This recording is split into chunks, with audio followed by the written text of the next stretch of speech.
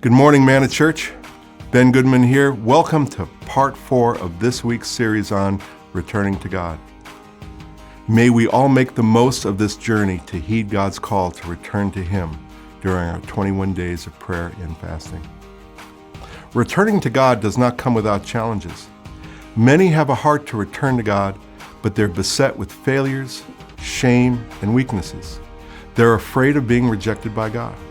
Some are sure that they're not good enough to come to God, so they give up the idea of taking steps toward God. They just try to do the best they can, but at a distance. There was a man in the Gospels whose story is recorded in Luke 8 and Mark 5. This is the story of a man whose soul was distraught, depressed, and tortured. He lived in unclean and unhealthy isolation from others.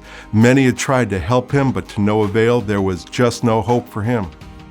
Oh, and one more thing. He was possessed by a legion of demons. Anyway, one day this man saw Jesus at a distance and started running toward him. Just imagine what was going through this man's head as he was responding to that mysterious draw to come to Jesus. This is crazy. I'm a seriously broken mess. I'm dirty, I'm stinky, I'm naked, and I have demons. Jesus won't let me get near him. He'll reject me.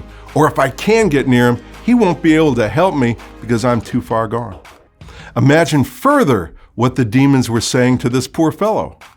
Who do you think you are? That's the Son of God. He's holy.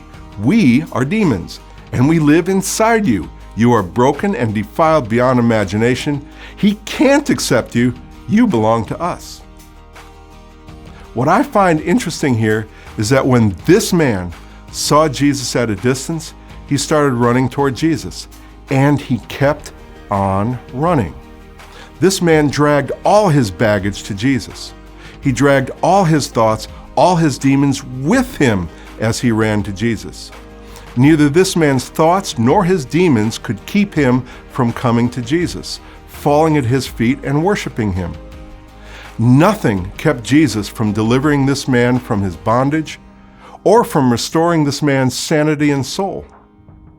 Because this man ran to Jesus and kept running, nothing kept this man from being equipped by Jesus to fulfill the purposes for which he was created. Now, few of us, if any, are as bad off as the demoniac. So this story should be an inspiration to us. Even though we all have challenges, the truth is that we can heed God's call to return to Him. This story is an illustration of the gospel. Because of who Jesus is and what He has done, we can come to Jesus any time we want, receiving mercy and grace in our times of need. We don't have to fix ourselves in order to come to Jesus.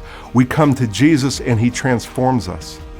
No matter what our past is, no matter who hurt us, no matter how broken or messed up we are, Jesus will not only accept us, but if we surrender to Him, He will transform us. We are able to drag our issues and our excuses with us as we respond to God's call to return to Him.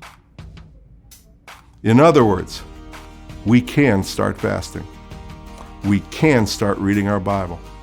We can start upgrading our prayer lives. We can repent.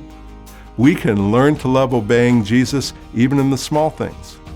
When our hearts hear God's call to return, we can start running toward Jesus. He wouldn't call us to return to Him unless He knew we could do it. See you tomorrow for part 5 of our series on return.